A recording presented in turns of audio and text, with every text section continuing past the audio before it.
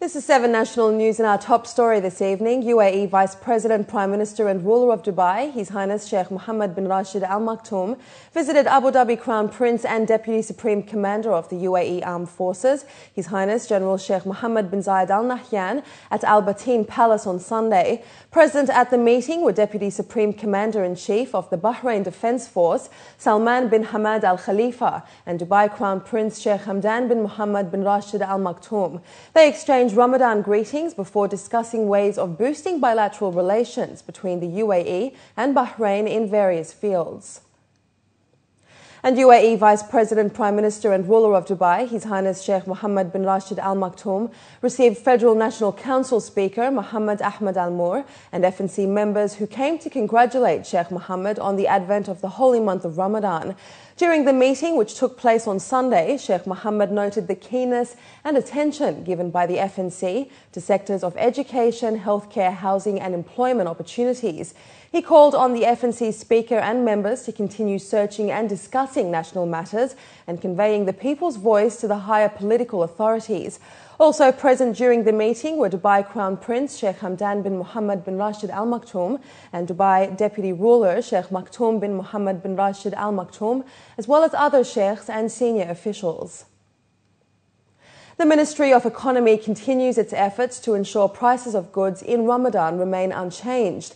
Dr. Hashim Al-Nawaimi, Director of the Customer Protection Department, and his team visited the fruits and vegetables market in Fujairah this morning.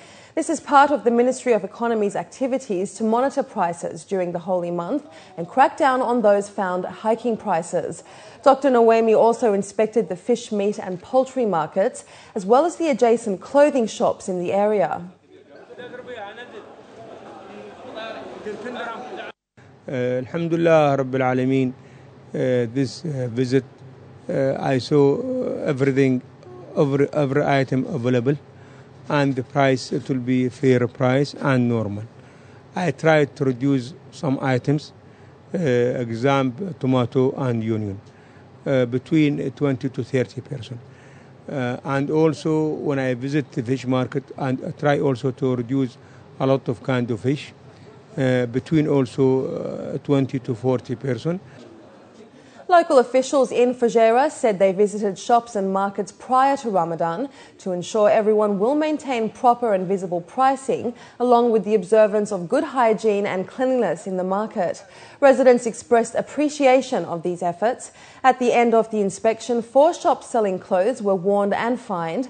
The visits will continue as the team heads to Ajman tomorrow.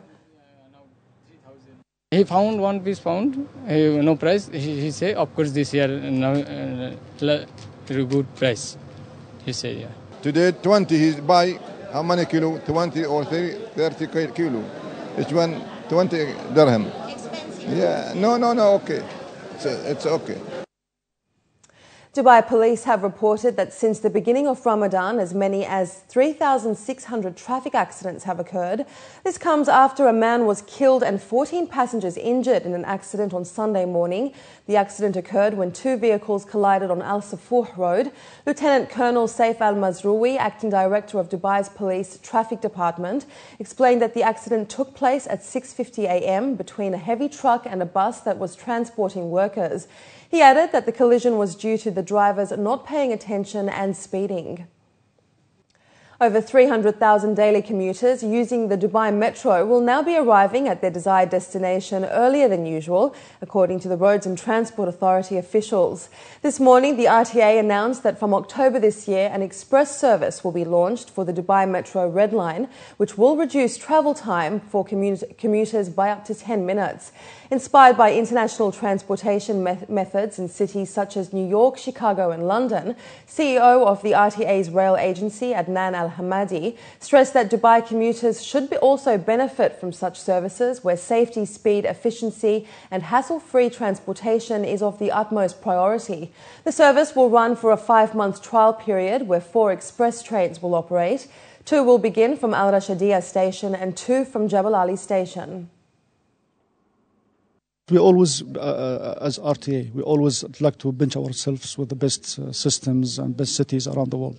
So we have continuous studies on that. Of course, when you have 300,000 passengers per day, they are committed users. So we have to give them a special service.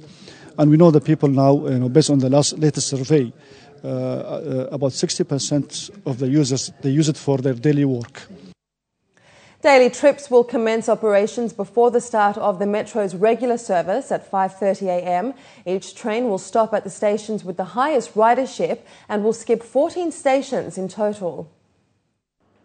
Our expectation, first of all, hopefully, we hope that it's going to receive a good, let's say, good attention and good demand at the service. The second of all, of course, to continue the service or discontinue, we have to have some sources of information and studies. We usually conduct site surveys. We have information from our system, daily information, accurate informations. We have to do customer satisfaction surveys. We'll put all these together, okay, and hopefully then we'll decide to enhance or to continue the service some other way. Up next, we have the day's business news, so stay with us.